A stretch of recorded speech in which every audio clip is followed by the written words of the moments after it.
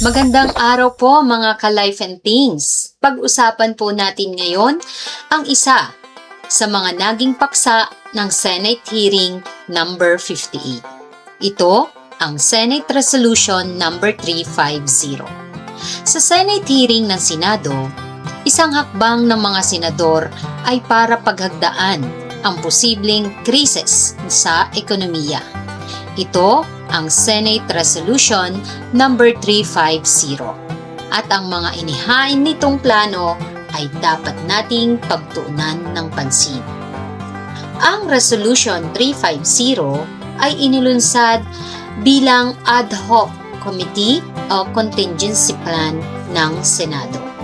Layunin nito ang maglatag ng mga hakbang upang maprotektahan ang bansa sa posibleng economic crisis na paparating, lalo na sa mga sektor na pinaka-apektado ng inflation, kakulangan ng supply at pabago-bagong merkado. Recognize to co-sponsor the said measure no other than Senator Rodante Marcoleta, Mr. President. Is there an objection? Senator Rodante Marcoleta is recognized. Thank you, Mr. President. Mr. President, I rise to co-sponsor Senate Resolution number 350, creating an ad hoc committee to be known as Proactive Response and Oversight for Timely and Effective Crisis Strategy, or PROTEC. A timely and necessary measure to proactively address the issues and challenges we face as a result of and in relation to the ongoing conflict involving the United States, Israel, and Iran. This resolution is anchored on a simple yet urgent principle: preparedness over reaction.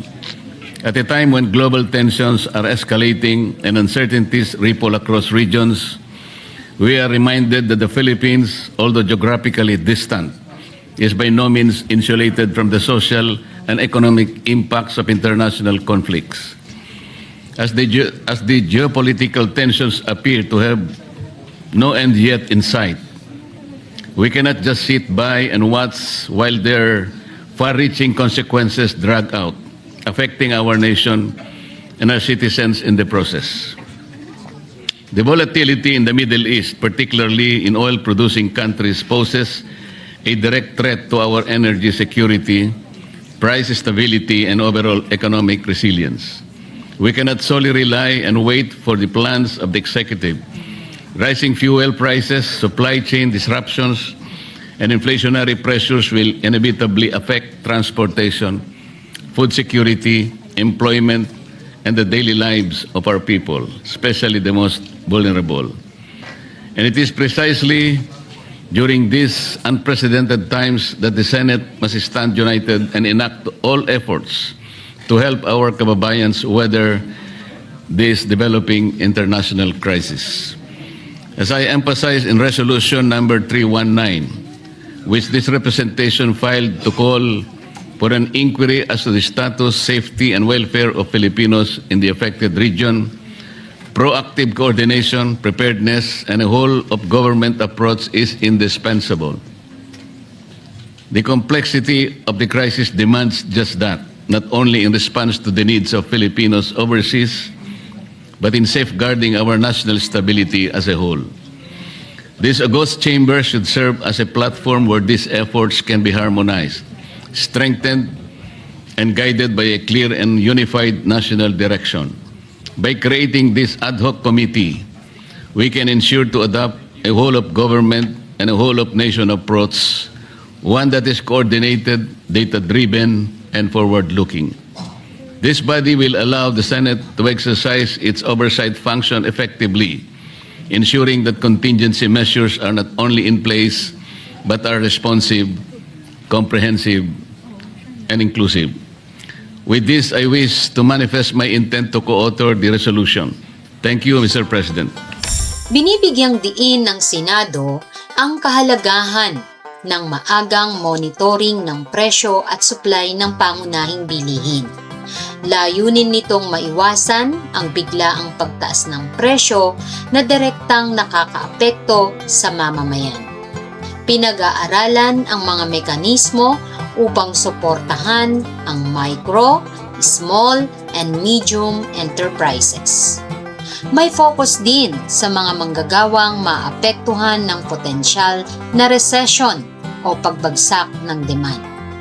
Tinutukoy sa resolusyon ang pangangailangan ng emergency funds at contingency budgeting. Layunin nitong masiguro na may kakayahan ang gobyerno na tugunan ang mga di inaasahang pang-ekonomiyang pangyayari. Thank you, Senator Marcoleta. Majority Leader. Thank you very much, Mr. President. And on the part of the majority, if I may be allowed to just say a few words, Mr. President. Please proceed. Thank you, Mr. President. Mr. President, we fully support proposed Senate Resolution number 350. I think in this time of need and emergency situation, especially in the Middle East, we need to move proactively on how we can plan our actions in the near future, especially with prices of fuel.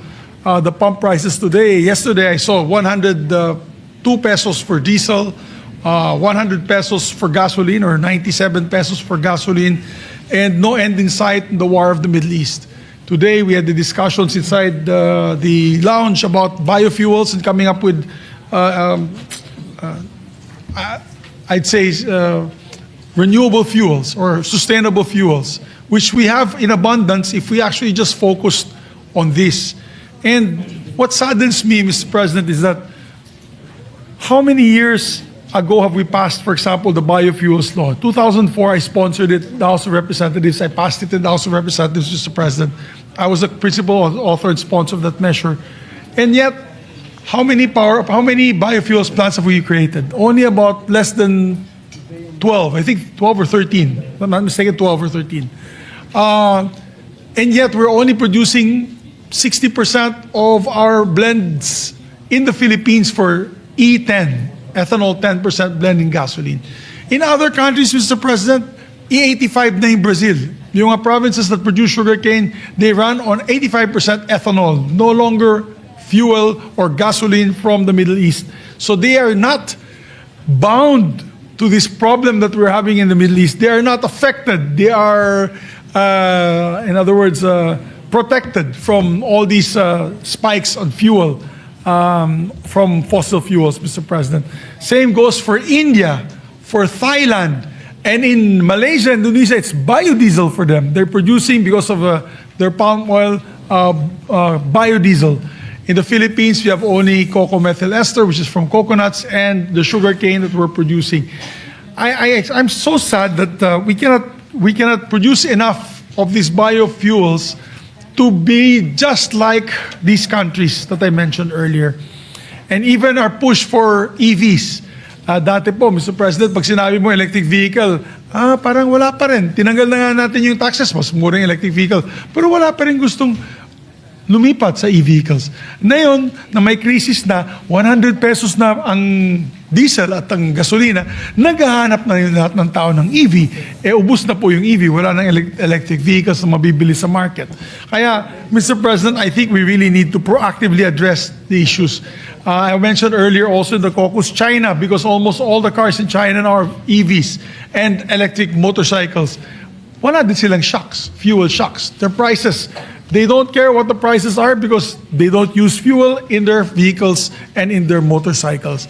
Tayo po, itong pangyayari sa Middle East is another eye-opener for us. We are not prepared. We are not ready for any of these developments that are happening in the Middle East. We are caught by surprise once again when we have so many good pieces of legislation. We passed the EV law, the biofuels law, we passed the Renewable Energy Act, and yet nangungulelat pa rin tayo po dito sa implementation nito mga alternative energy and fuel that the country sorely needs.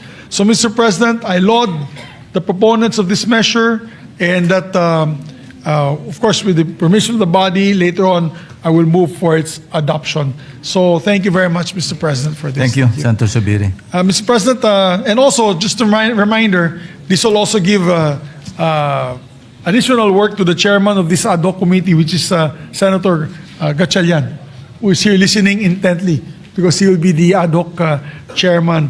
And hopefully when we adopt this, Mr. President, he can right away call for hearings and meetings to allow the chamber to help come up with solutions on these problems. So thank you again, Mr. President. What is the pleasure of Senator Villanueva? Yes, I think he likes to also co-sponsor the measure, Mr. President. Senator, is there an objection?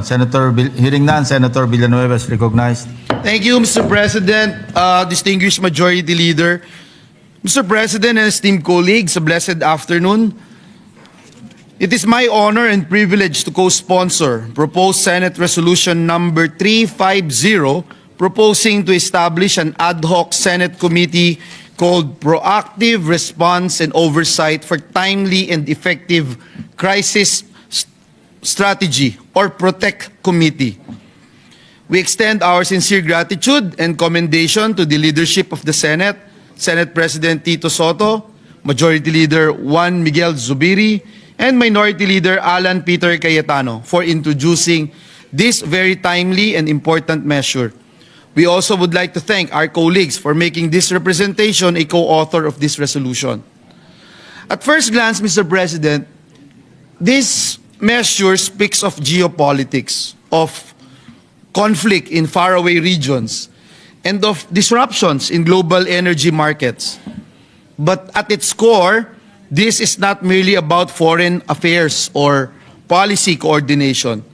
Ginoong Pangulo, tungkol po ito sa araw-araw na buhay ni Juan de la Cruz. Ito po ay tungkol sa jeepney driver na araw-araw ay kinakabahan sa patuloy na pagtaas ng presyo ng diesel. Tungkol po ito sa mga mamimili at maliliit na negosyante na napipilitang magtaas ng presyo upang makasabay sa gastos.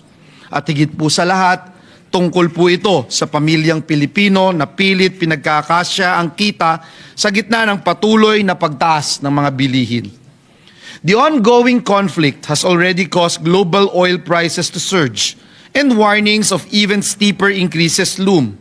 Kapag tumataas po ang presyo ng langis, tumataas din ang presyo ng pamasahe, presyo ng pagkain, presyo ng kuryente. At ang pinakaapektado, syempre ang karaniwang Pilipino. This is where the importance of this resolution becomes clear. The creation of the PROTECT Committee is not only an institutional response, but a commitment to foresight, coordination, and accountability. It ensures that we are not reacting too late. Instead, it enables us to anticipate, to prepare, and to act decisively. More importantly, it gives the Filipino people something they deserve in times of uncertainty. Assurance, Mr. President. Mr. President, assurance that their government is prepared. Assurance that their welfare is being protected. Mr. President, the risk of stagflation is not just an economic concept. It is a real threat to Filipino households. Kapag sabay po na tumaas ang presyo at bumagal ang ekonomiya, ang unang naapektuhan ay ang trabaho, ang kita, ang kabuhayan at kinabukasan ng ating mga kababayan. We believe that this move of the Senate gives us a fighting chance to prevent that outcome. It enables a whole of government and whole of nation approach, bringing together agencies, stakeholders, and communities to respond in a unified and strategic manner. For these reasons, Mr. President, we respectfully express our full support for this measure and urge its swift adoption.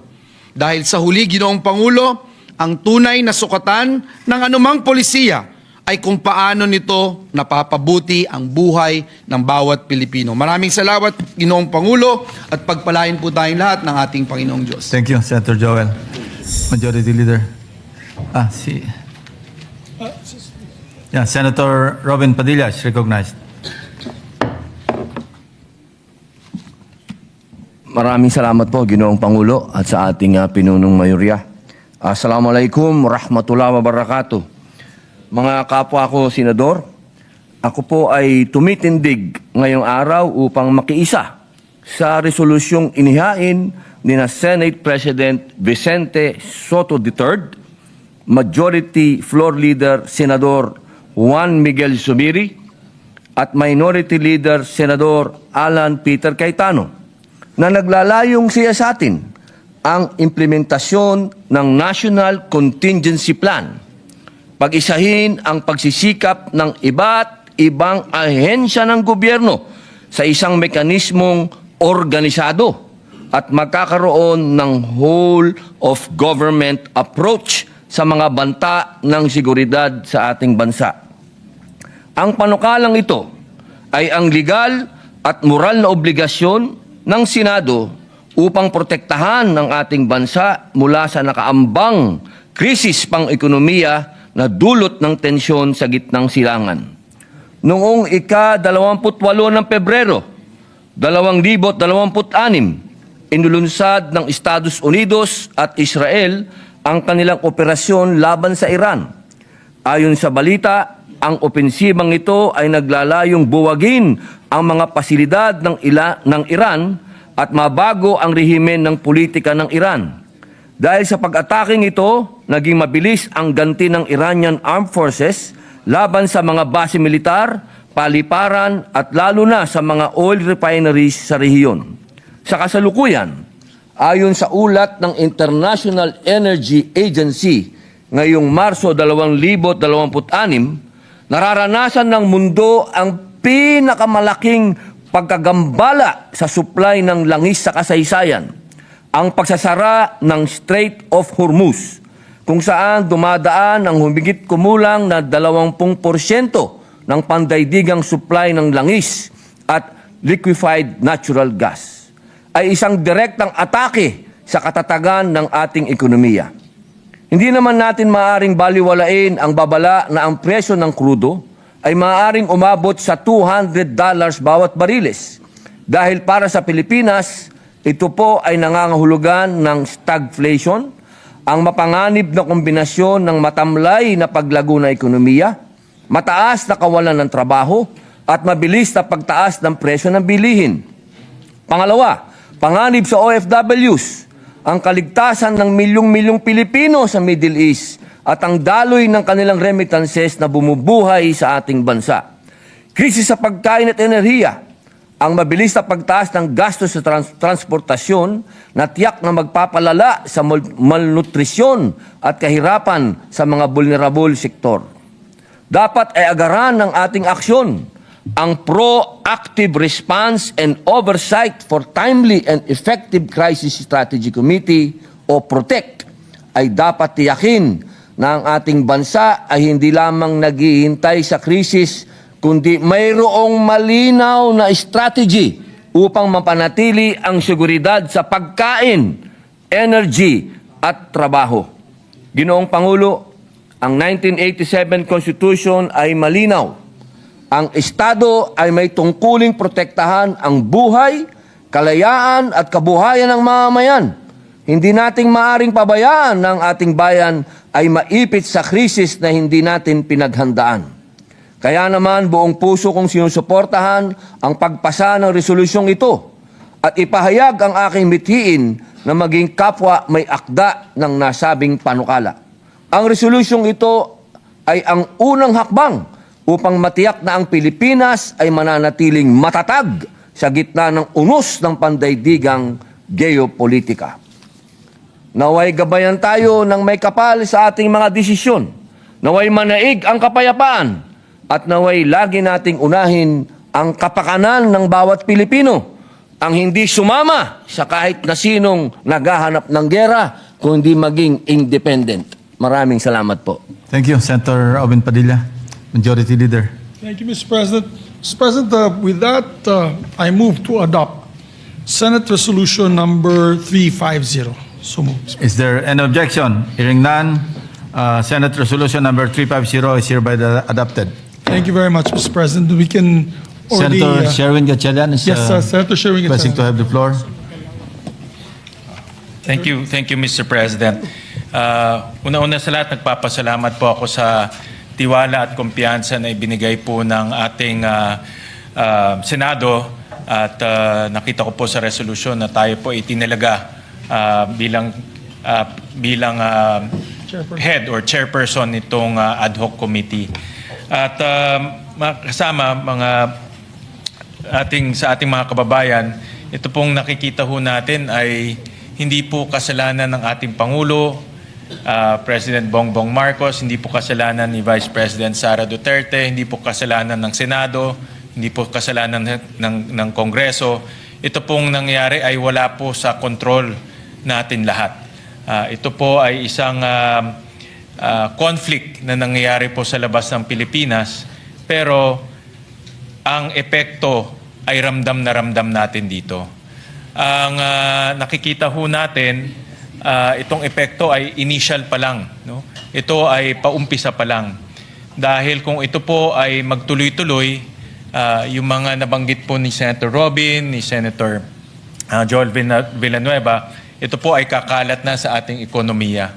Makikita natin, tataas po ang presyo ng pagkain, tataas po ang presyo ng bilihin. At kung matatandaan ho natin, last 2025, bumagal rin po yung ating ekonomiya. So pumapasok po tayo sa isang senaryo na mabagal na po ang paglago ng ating ekonomiya. Kaya posible rin po yung tinatawag na stagflation, kung saan mabagal po ang paglago ng ekonomiya pero mataas naman ang pagtaas ng presyo ng bilihin. Kaya nagpapasalamat po ako sa mga may akda nitong resolution dahil ang pinakamahalagang operative word sa resolution ay proactive. Mapag-usapan natin ito, makita natin yung iba't ibang elemento nitong krisis na tingin ko pwede mangyari dahil pwede itong kumalat sa ekonomiya, pwedeng kumalat to sa presyo ng bilihin at eventually, kung ito pa ay humaba, pwede rin itong kumalat sa unemployment dahil nakita na ho natin nung January ay tumaas po yung ating unemployment figures. Kaya mga kasama, itong being proactive ay isang napakaganda pong hakbang na gagawin ng Senado. Yung mga recommendations ho natin ay napakaganda rin po. Ang akin ninanais, sinuhope ko, hindi ho natin magamit yung recommendation at solution dahil sana ay bumalik na ho sa normal. Pero kung hindi po ito bumalik na normal, nakahanda ho tayo kung ano po yung dapat gawin ho natin. Kaya nagpapasalamat po ako muli sa ating mga kasamahan sa tiwala at kumpiyansa at kakailangan ho natin ang tulong ng bawat isa para po malampasan ho natin itong krisis na hinaharap po natin. Maraming salamat po. Thank very you, much. Senator Gatchalian. Thank you very much, Mr. President. Mr. President, also for the record, Senator Raffy Tulfo and Senator Jigo Estrada would like to be made co-authors and their speeches to be inserted for the record, Mr. President. Ang hakbang na ito ay senyales na handa ang Senado sa proactive na approach sa ekonomiya. Hindi lamang ito tungkol sa pagmonitor, kundi pati sa konkretong aksyon upang protektahan ang mamamayan at negosyo sa mga posibleng hamon sa hinaharap. Sa madaling sabi, ang Senate Resolution 350 ay paalala. Hindi natin maiiwasan ang krisis, ngunit maaari tayong maghanda. At sa paghahanda, mas malaki ang tsansa natin na mapanatili ang katatagan ng ekonomiya.